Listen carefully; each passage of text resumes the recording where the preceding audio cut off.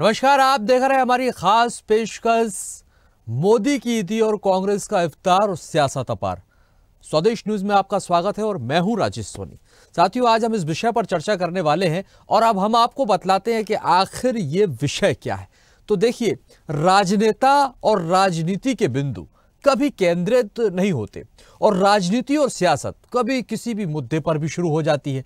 जिस तरह देश में हिंदू मुस्लिम धर्म संप्रदाय को लेकर राजनीतिक गलियारों में पक्ष विपक्ष के बीच आरोप प्रत्यारोप और एक दूसरे के हितैषी होने की तो कभी एक दूसरे पर संरक्षण देने के आरोप लगाते हैं, वैसे ही अब ईद के मौके पर भी सौगाते मोदी यानी कि बीजेपी द्वारा दिए जा रहे उपहार को लेकर सियासत हो रही है। ये पीएम मोदी की सरकार ये मुस्लिम वर्ग को ये उपहार दे रही है। दरअसल छत्तीसगढ़ ही नहीं, पूरे देश में बीजेपी का पहले हम देखते थे कि बीजेपी पर यह आरोप होता था, कांग्रेस हमेशा लगाती थी कि मुस्लिम समुदाय का ये सपोर्टर नहीं है, हमेशा कांग्रेस ही उनको संरक्षण देती है।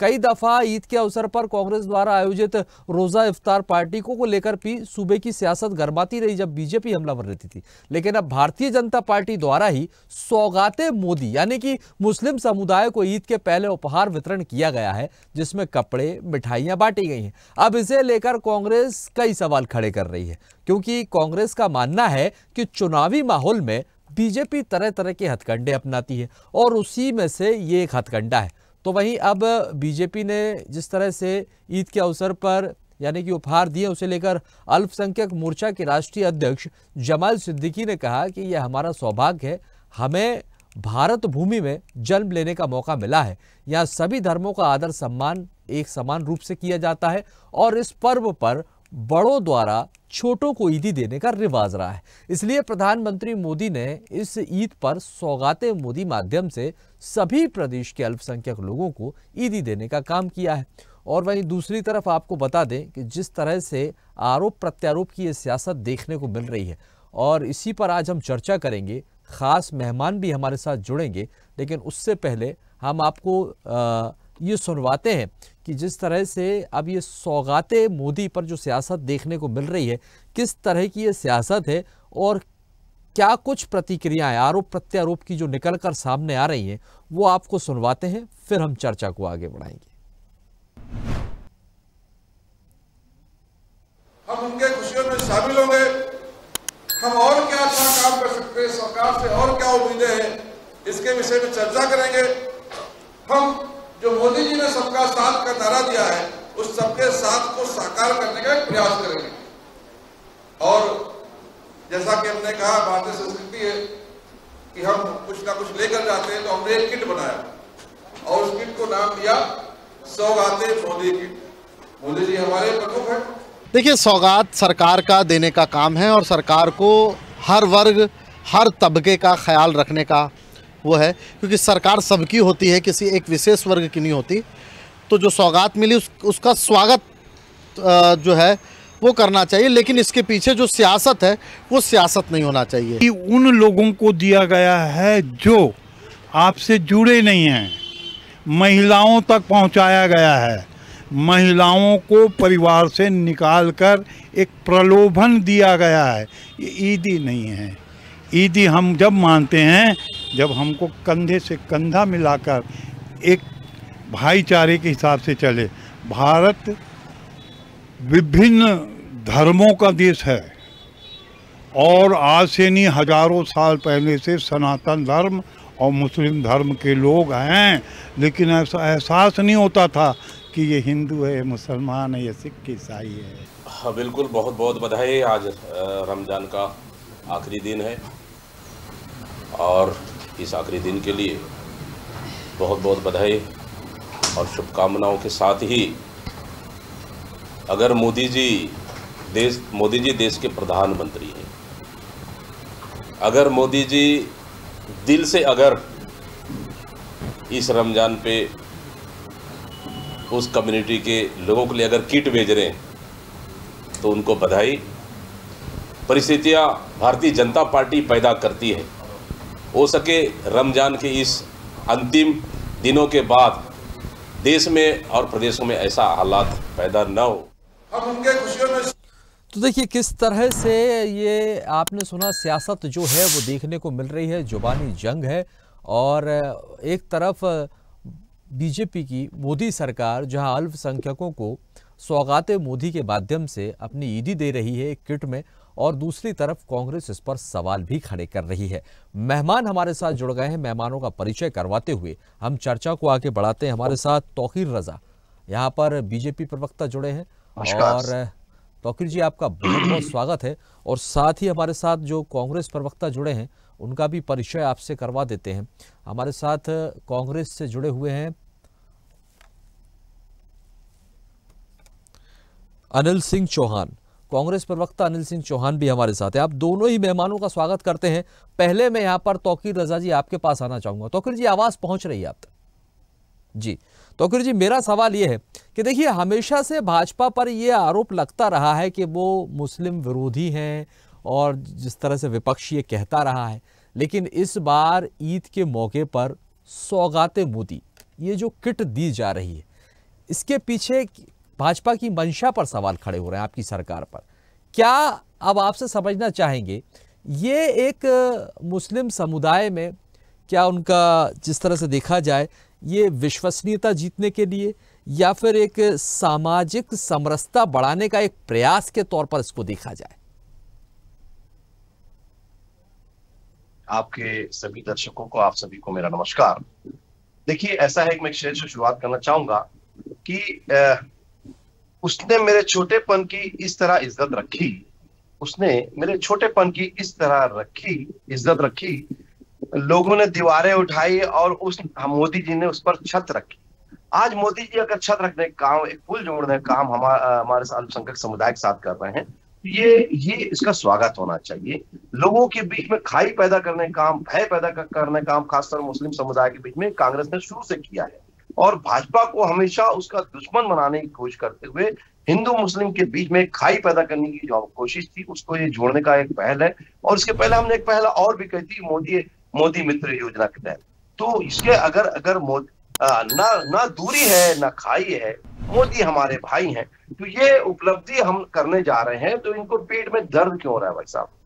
तो इनके पेट में दर्द क्यों हो रहा है? हम आज काम कर रहे हैं और उनके बीच में अगर गले लगकर ईद मिल रहे हैं, और लोगों के बीच में जाकर बाकायदा उनको जो आज ईद की जो सेवैयां बांटी गई और खजूर बांटे गए, शक्कर बांटी गई, मेवे बांटे गए, और उनके लिए राशन भी थोड़ा सा दिया गया, तो ये अपने आप में ये है कि एक गरीब के घर में अगर ये चीज दी जा रही है, और एक खासतौर पे एक गरीब अल्पसंख्यक समुदाय के बीच में दी जा रही है, तो इसका स्वागत किया जाना चाहिए, ना कि उसका विरोध होना चाहिए। लेकिन तुष्टीकरण की राजनीति के चश्मे से देखने वाले कांग्रेसी हमेशा इस चीज का विरोध करते आ रहे हैं और उसका दहशत पैदा करने की कोशिश करते रहे, और आज भी वही काम कर रहे हैं। खाई बनाने का काम आपने किया, हमने कभी नहीं किया। हमने तो हमेशा उसे जोड़ा। हमने कहा जो भी देश में राजभक्त हैं, जो भी देश के लिए कार्य करते हैं, उसके लिए बिल्कुल गले लगकर जिस तरह से आप ये सौगात दे रहे हैं तौकीर जी, अभी मुस्लिम समुदाय का ये भी कहना है कि देखिए आप सौगात दे रहे हैं, ये अच्छी बात है, लेकिन बात ये है कि भाई कंधे से कंधा मिलाकर हमारे साथ चलें। उन्हें ज़रूरत है कि आप सपोर्ट करें, हमारे साथ कंधे से कंधा मिलाकर चलें, ना सिर्फ ये सौगात ही काफ़ी है उनके लिए इससे बड़ी सौगात चाहिए, ये कहना है उनका। इससे ही काम नहीं चलेगा। देखिए मैं तो इस बारे में एक चीज बोलूंगा कि प्रलोभन जैसी कोई चीजें नहीं है। अगर प्रलोभन की बात करें तो आप उसको भी प्रलोभन कहेंगे जो आपको प्रधानमंत्री आवास के रूप में दिया जा रहा है। आपको स्वास्थ्य योजना के तहत आपको स्वास्थ्य का लाभ फ्री में दिया जा रहा है, 5 लाख तक मुफ्त दिया जा रहा है इलाज प्रधानमंत्री जी के द्वारा। क्या वो भी कहते प्रलोभन है? इसको भी मानिए, तो छोड़ दीजिए, उसको भी छोड़ दीजिए प्रधानमंत्री आवास। ये सब नहीं चलेगा साहब, प्रलोभन ऐसे चीजें नहीं होती। हम आपके बीच में जा रहे हैं, और रमजान एक पवित्र महीना है।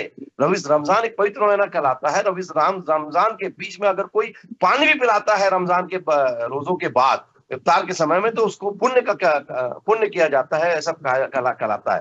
तो ये तो पुण्य है। रमजान के बीच में ईदी दी जा रही है सेवा के लिए रूप में, और ये सेवा की जा रही है, तो ये तो पुण्य काम मोदी जी कर रहे हैं। तो ऐसे पुण्य से ये क्यों ये पाप के भागीदार बन रहा है? इसका विरोध चलिए अनिल जी वो सेवा कर रहे हैं जरूरतमंदों की, अगर उन्हें तोहफा दे रहे हैं त्योहार के समय पर, पावन पर्व है ईद का, और ऐसे में आखिर क्या आपत्ति है भाई? सरकार तो सबकी है, ऐसा थोड़ी ना बीजेपी कांग्रेस, उसमें सरकार को सभी वोट देते हैं और सभी के वोट से ही सरकार बनती है। तो ये जिम्मेदारी भी बनती है, वो अपनी तरफ से खुश होकर इस तरह की सौगात दे रहे हैं। राजेश जी, सबसे पहले आपको और तौकीर भाई को और आपके विद्वान दर्शकों को ईद और हिंदू नववर्ष दोनों की बधाई, नमस्कार जी। बधाई। देखिए, ईद की सिमैयां तो नहीं मिली हैं तौकीर भाई की, और भाई साहब मोदी सौगाते मोदी की बात हम लोग सुन रहे हैं। पता नहीं क्यों 11 साल का इंतजार करना पड़ा सौगाते मोदी के लिए, इसके पहले पता नहीं चला। समस्या इस बात की है राजेश जी की अभी तौकीर भाई ने, बहुत विद्वान प्रवक्ता ने बताया कि प्रधानमंत्री आवास छोड़ दीजिए, प्रधानमंत्री स्वास्थ्य योजना छोड़ दीजिए। साहब, ये स्कीम है, ये कानून का रूप ले चुकी हैं, और सौगाते मोदी कोई स्कीम नहीं है। स्कीम पर हर नागरिक का राइट होता है, और बिना स्कीम के कोई चीज बांटी जाए तो वो प्रलोभन कहलाता है।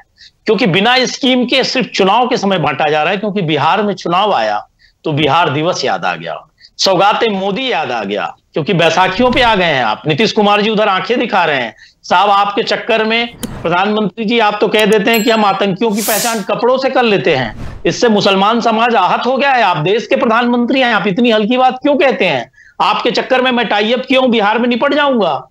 और सबसे बड़ी बात यह है कि मॉब लिंचिंग जैसी घटनाएं छत्तीसगढ़ में होने लग गई साहब। राजधानी रायपुर के जिले में हुआ है, आरंग थाने से 1-2 किलोमीटर की दूरी पर। मतलब आप ये समझ लीजिए कि पूरे देश में गुजरात से चली नफरत की आंधी आज चल रही है, और मणिपुर अभी तक जल रहा है। और जो लोग नफरत की दुकानदारी चलाए, हम और तौकीर भाई जैसे जफर चाचा और गफ्फार भाई के साथ जो हम ईदी और सिमैयों का माहौल था, जो मिठास थी, उसको भारतीय जनता पार्टी ने कड़वाहट में बदल दिया। वो मजा नहीं रहा। जो हम लोग आपसी सद्भावना और भाईचारे से रहते थे, 2014 के बाद ऐसा सिनेरियो बदला कि हिंदुत्व खतरे में आ गया, और कभी हमारे मुसलमान भाइयों की पहचान कपड़ों से होने लगी कि वो आतंकी हैं।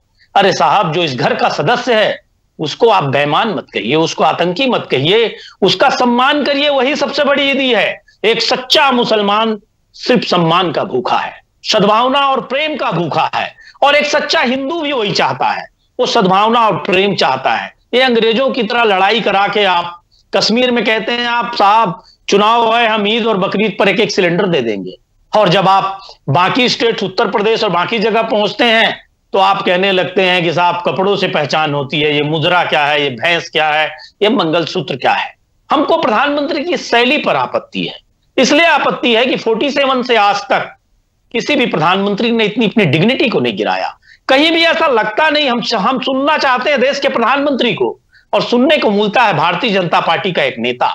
साहब, जब आप प्रधानमंत्री बन गए तो जेपी नड्डा जी हैं, राजनाथ सिंह साहब से लेके तौकीर भाई तक बहुत से विद्वान प्रवक्ता है, बहुत सारी बात रखेंगे। अब यहां भी प्रदेश के अध्यक्ष हैं किरण भंजदेव जी। लेकिन जब प्रधानमंत्री सिर्फ भाजपा नेता की भाषा बोलते हैं तो बहुत तकलीफ होती है। हमारा यह मानना है कि जब आप प्रधानमंत्री जैसे पद पर बैठ गए तो उसकी गरिमा का थोड़ा बहुत 5-10% भी पालन कर ले, थोड़ा बहुत ऊपर नीचे होता है तो वो भी चलता है। लेकिन इतना आपने विद्वेष और जहर फैलाया सबसे बड़े पद पर बैठकर कि आज पूरे देश में एक खाई बन गई है धर्मों के बीच। अब उसको पाटने में हमको समय लगेगा राजेश जी। जिस तरह से इन्होंने सद्भावना को खराब किया, जिस तरह से मुसलमानों को बुरा किया, अभी भी देख लीजिए उत्तर प्रदेश के मुख्यमंत्री का मैं 4 दिन पहले इंटरव्यू देख रहा था। मैं जवाब देता हूं। तौकीर आजाद जी, जो खाई बन गई है, ठीक है, जो खाई बन गई है, अनिल चौहान जी जो कह रहे हैं, तो क्या ऐसी सौगातों से अब वो खाई पट पाएगी और वो जो वर्ग एक छिटक गया है वो करीब आ पाएगा? देखिए, बड़ी हंसी आती है, बड़े विद्वान प्रवक्ता है हमारे अनिल भाई, लेकिन बड़ी इस बात की हंसी आती है कि ये बोलते हैं कि प्रधानमंत्री की गरिमा को उन्होंने ख्याल नहीं किया, वक्तव्य ऐसा देते हैं, अपनी पार्टी के हिसाब से वक्तव्य देते। तो आपकी पार्टी के हिसाब से वक्तव्य जो दिया गया था पूर्व प्रधानमंत्री राजीव गांधी द्वारा के एक पेड़ गिरता है और धरती हिलती है, ये कैसा वक्तव्य था भाई साहब? उसके पहले अगर इंदिरा गांधी की बात करें तो उन्होंने तो ऐसा है कि उनका विरोध करने वाले और हाई कोर्ट के जज ने उनको सस्पेंड कर दिया था उनकी निर्वाचन को, तो उसको उसके खिलाफ जाकर आउट ऑफ टर्न जाकर पूरे देश में अराजकता फैलाने के लिए आपने इमरजेंसी लगा दी। ये कैसे प्रधानमंत्री की गरिमा बना के रखे थे, जरा ये बता दीजिए आप। तो आप किस प्रकार से कार्य कर रहे हैं, ये आपका कार्य दिखता है। आज मोदी जी कार्य कर रहे हैं और ये सबको लाना चाहते हैं, लेकिन आप एक खाई पैदा करने की कोशिश करते हैं। और इसी के लिए हमारा नारा जो लगाया था, यही नारा था कि ना दूरी है ना खाई है, मोदी हमारे भाई हैं। और इसी वजह से अगर हम उनके बीच में जा रहे हैं तो इनका वोट बैंक खसकता है, इनको नजर आ रहा है। और रही बात, ये बता रहे थे कि अकाल पड़ा है, साहब वोट का अकाल तो आपको पड़ा है। पूरे देश की जनता जानती है। 99 का आंकड़ा पार नहीं कर पा रहे 15 वर्षों से। तो ऐसी स्थिति आपके यहाँ क्यों है? तीन चुनाव में केंद्र की। तो ये स्थिति आपके यहाँ है, हमारे यहाँ नहीं है। हमारे यहाँ तो अकाल नहीं, हमारे यहाँ तो भूचाल आया हुआ वोटों का। उसके बावजूद भी हम अगर उनके बीच में जा रहे हैं, हमारे मुस्लिम भाइयों के बीच में जा रहे हैं, तो ये सम्मान कर रहे हैं उनका, और उनके बीच में सम्मान कर वो अपने साथ जोड़ना चाहते हैं। तो ये वो एक मिनट तौकीर रजा जी, वो ये कह रहे हैं इससे पहले ऐसी सौगातें दिखाई नहीं दी, और अभी उन्होंने बिहार के चुनाव का जिक्र किया कि चुनावी समय में जिस तरह से आप लोग ये सौगात दे रहे हैं, उनका ये कहना है। तो इसीलिए मैं आपसे समझना चाह रहा हूँ, ये सांप्रदायिक सौहार्द बढ़ाने के लिए है या फिर राजनीतिक फायदे के लिए? देखिए, एक चीज बता दूं, चुनाव से हमारा कोई मतलब नहीं। अगर चुनाव का होता तो सिर्फ हो सकता है कोई पार्टी अगर कहीं चुनाव होते उसके हिसाब से एक रणनीति बनाती है, लेकिन हमारे यहाँ अगर कोई मैटर नहीं है। क्या यहाँ बिहार के यहाँ पर क्या वोटर्स बैठे हैं जो हम यहाँ पर बांट रहे हैं, या महाराष्ट्र में बैठे हैं या दूसरी जगहों में बैठे? अरे पूरे देश में ये कार्यक्रम चल रहा है, तो इसका मतलब ये सबके लिए है। तो दर्द इनको क्यों हो रहा है वही समझ में आता है, क्योंकि इनके वोट बैंक खसकते नजर आते हैं। इन्होंने बात किया कि जो है मणिपुर की बात कर रहे थे। मणिपुर का तो आपने 1967 से आप ही ने वहां पर धर्मांतरण को बढ़ावा दिया, वो नहीं बढ़ावा दिए रहते, आपने लगाम लगा दिए रहते, कोई कड़े कानून लगा दिए रहते, तो आज शायद वो स्थिति, आज ऐसी स्थिति ना पैदा होती। ये तो नासूर आपका बनाया हुआ है, जख्म आपका दिया हुआ है, और उस पर आप नाच कर रहे हैं और डांस कर रहे हैं, ये नहीं चलेगा साहब। वो तो वहां पर नंगा नाच अगर हो रहा है तो ये आपका दिया हुआ जख्म है। आज उसको कैसे हम उसको वो जख्म को कैसे खत्म करें, ये हम इस पे काम कर रहे हैं। और हम इसलिए जो है बहुत सारी चीजें, बहुत सारी स्कीम्स है जो अभी गोपनीय भी रहती है सरकार की, कई सारी चीजें नहीं बताई जाती, उस पर कार्य कर रहा है। और आने वाले समय में ये दिखेगा कि वो कैसे उभरेगा। ये अभी का ना जख्म नहीं है, ये 1967 से दिया हुआ जख्म जो चला आ रहा है लगातार। आपने अपने वोट बैंक बढ़ाने के लिए ऐसी चीजों को बढ़ावा दिया। यही नहीं, आप बात करते थे मॉब लिंचिंग की। मॉब लिंचिंग क्या आपके छत्तीसगढ़ में भूपेश बघेल की सरकार में नहीं रहा? बीरनपुर की घटना सब बताती है, कवर्धा की घटना बताती है। और धर्मांतरण को बढ़ावा देने के लिए हमने जब विरोध किया, हमारे पार्टी के जिला अध्यक्षों ने, आपने तो नारायणपुर में उनको जेलों में ठूस दिया। ये कैसी दो मुही राजनीति करते हैं आप? तो ये सब नहीं चलेगा। जनता जानती है, जनता जागरूक है। आज ऑनलाइन का जमाना, हर चीज को समझती है। अगर हम काम कर रहे हैं तो जनता बताएगी। आप तो बोलते रहे ना कि जनता आपको उखाड़ फेंकी कि हमारे 15 वर्षों में या 11 महीनों में, 15 महीनों की सरकार में हमने काम करके दिखाया। हमको जनता ने नगरीय निकाय चुनाव में भी हमको जिता दिया, उसके पहले लोकसभा में जिता दिया, उपचुनाव में जिता दिया। देखिए, हम काम करते हैं तो जनता समझती है, जनता जानती है। आपके बहकाने से नहीं। अनिल चौहान जी से प्रतिक्रिया ले लेते हैं। अनिल चौहान जी, देखिए उनका ये कहना है, सरकार का तो नारा ही है सबका साथ, सबका विकास और सबको लेकर चलना। अब ऐसे में यदि सरकार कोई सौगात देने जा रही है, किसी का त्यौहार है, और अभी अल्पसंख्यक मोर्चा के जो अध्यक्ष थे उन्होंने भी कहा कि देखिए हमारे यहाँ रिवाज है, जो बड़े लोग होते हैं वो छोटों को तोहफा देते हैं। इसी के मद्देनज़र यहाँ पर ये तोहफा दिया जा रहा है। और फिर छत्तीसगढ़ में कौन से चुनाव है, महाराष्ट्र में अब कौन से चुनाव है, वहाँ तो हो चुके। कई ऐसे राज्य हैं जहाँ पर चुनाव नहीं है, पूरे देश में यहाँ पर जो है तोहफा दिया जा रहा है। तो अब इसे राजनीतिक चश्मे से देखना ठीक नहीं है। देखिए राजेश जी, बहुत सारी तौकीर भाई की बातों में उनका जवाब भी था।